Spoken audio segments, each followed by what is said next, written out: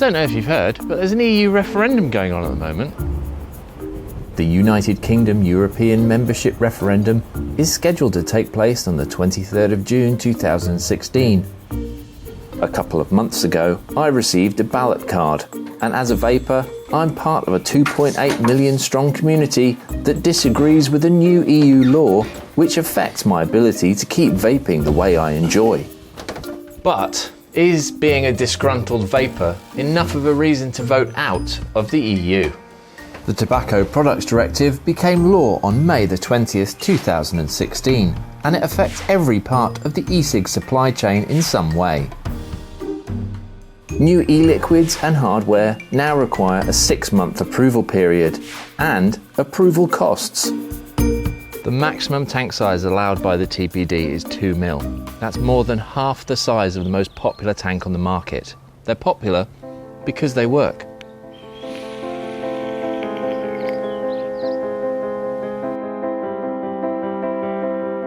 This one is banned, so is this one.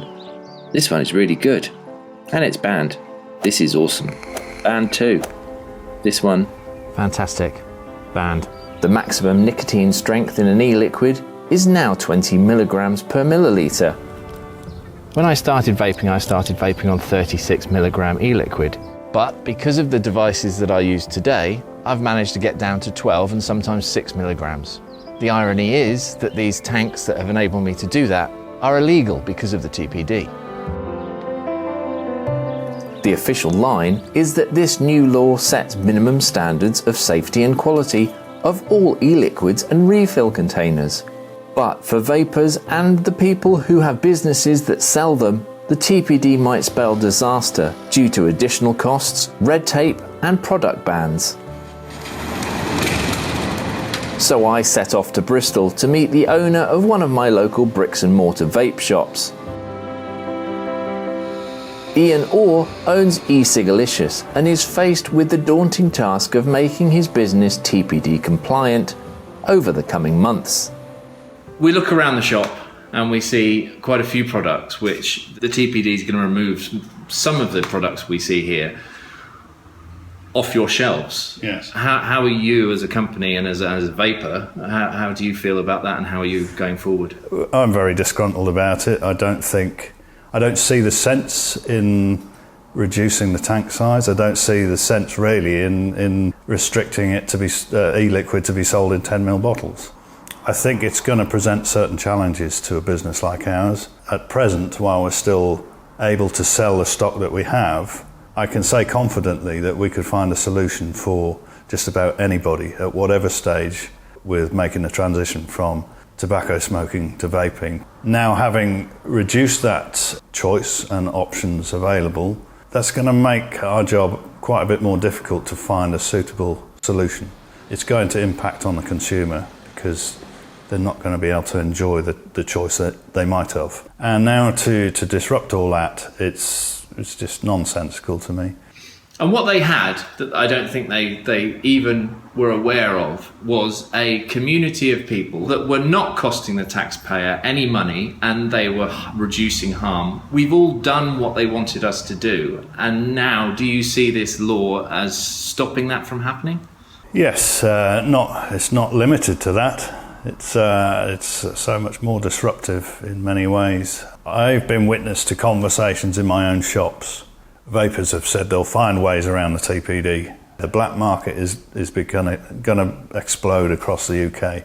So for those businesses like ours that are left trying to do things properly, paying rent rates, helping the UK economy, and contributing, paying the taxes, everything else, we're doing everything properly.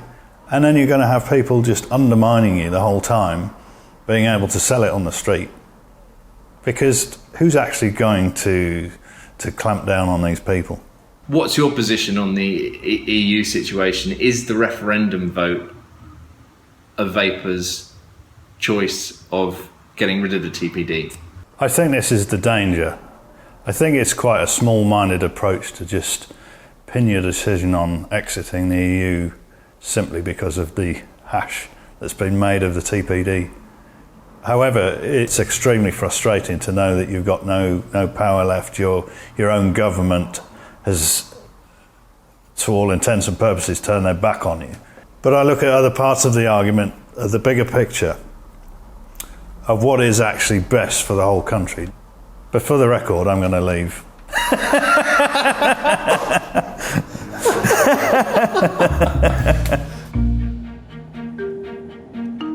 After meeting Ian, I started a poll on Facebook to see if vapers share his views on the EU. And the results clearly demonstrate that vapers are not happy. 97% of the people polled think that the TPD will have a negative effect on vaping. And 90% of them will be voting to leave the EU. Nearly 60,000 vapers have signed a petition to reverse highly controversial European rules governing electronic cigarettes. The recipient of that petition was Prime Minister David Cameron. It is promising to see that over 1 million people are estimated to have used e-cigarettes to help them quit or have replaced smoking with e-cigarettes completely. So I think we should be making clear that this is a very legitimate path for many people to improve their health and therefore the health of the nation. With this apparent support, glowing government studies, and the idiocy of the TPD being openly debated in Parliament, the truth is that these regulations were scripted in Brussels by pharmaceutical companies desperately trying to protect the sales of their widely unloved nicotine replacement therapies. It will be a massive unintended consequence if, as a result of this directive, fewer people gave up smoking. The Treasury gets huge amounts of tax from the smokers and don't from the vapers, so maybe the Treasury really doesn't want to see vaping take off. Lord Callanan, who we've interviewed before about vaping, tabled a fatal motion which, if passed, would wipe out the TPD in the UK. Vapers thought they'd made a breakthrough. It was time again to write to my representatives, to request an interview about why vapers were planning to vote to leave the EU because of the TPD. So today I've sent my third email to Claire Moody, Labour MEP, for this area. And I had one reply asking if I was actually a constituent in her area, and then after that nothing. Not responding to us, not replying to our emails, not engaging with this argument. They're losing a lot of ground, and some would say it's a bit of an own goal, really. But news quickly broke that Labour had a plan to derail any hopes we had of success. Labour have basically said that they're going to vote against Lord Callanan's fatal motion, which was seen by many of the vapers as a sort of last hope to get the TPD thrown out. Labour has always supported the TPD since day one and firmly believe that EU membership is the best thing for the UK. I'm frustrated not only as a vapor but as a filmmaker because I can't get the other side of the story because they're basically just not responding to me. After a little bit of sweet talking over email, the Conservative Party agreed to meet me. So I'm sitting in a car park in Nailsea, waiting for my allotted time with Dr. Liam Fox MP.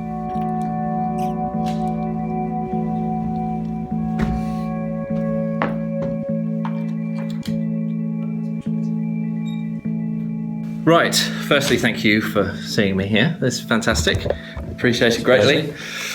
As a vapor, I look at it like this. Smoking kills, nicotine doesn't. Recently, government-funded research supports my belief, and because of vaping, I now don't smoke, but the products I use are currently banned by the TPD. How does this EU law, the TPD, provide a legitimate path for improving health for current vapers and smokers who are yet to switch to vaping? As a doctor, I'm in favour of anything that gets people off tobacco. And the trouble with a lot of these directives is that in order to achieve one thing, they end up with unintentional consequences somewhere else. First of all, I don't think that we should be in the European Union, so I don't think that they should be making these rules for us. I don't think that this is the business of people overseas telling us how to manage our own health in our own country, so I'm against the whole concept. We should be looking at the evidence that's in front of us at any one time to say What can we do to encourage people to get off cigarettes, because that is a huge health benefit to them, and it's an ongoing benefit to the healthcare system and the health of the country. And it seems to me here we have bureaucratic interference, unwarranted, and going beyond what is necessary to achieve what they claim the effect is that they're seeking to get. Recently, though, we have seen another party say that they will vote. Lord Callanan was going to have a fatal motion towards the TPD Article 20. Labour said yesterday that they were all going to vote against, so it would fail. So today he cancelled it and decided to have a regret motion. The community of vapers, 2.8 million strong, don't just see the EU, they see certain parties against them as well. Has Labour scored an own goal for their campaign to stay in the EU? Because you've got a bunch of people who are now so determined to get rid of this TPD that's going to destroy something that they love, that's changed their life. They're willing to leave the EU just to get rid of the TPD. I mean, it's a specific case of a more generic one in my view. If you have to live under the law, you must have the right to throw out the lawmakers. We can't do that while we're in the European Union, because we cannot change the Commission, nor can we deal with the European Court, who ultimately have the ability to override our own Parliament. For me, the whole European argument boils down to that. It's a democratic one. Who makes your laws? And if it was a government in Britain who takes a certain position that you don't like, you can always vote against them. You can't vote against a directive, you can't vote against the Commission, you can't vote against the European Court. It's a single example of exactly what I mean when I say who governs us. So to those people who are thinking about the possibilities of leaving the EU and vapers, what would be your message to them? This is just one example of a huge array of laws that are being applied to us and will be applied to us unless we take the steps to govern ourselves. And there's only one way to govern ourselves again, and that's to be outside the European Union. As a citizen as well as a Member of Parliament, I want to be in control of the laws that I live under, and I'm determined to get that power back.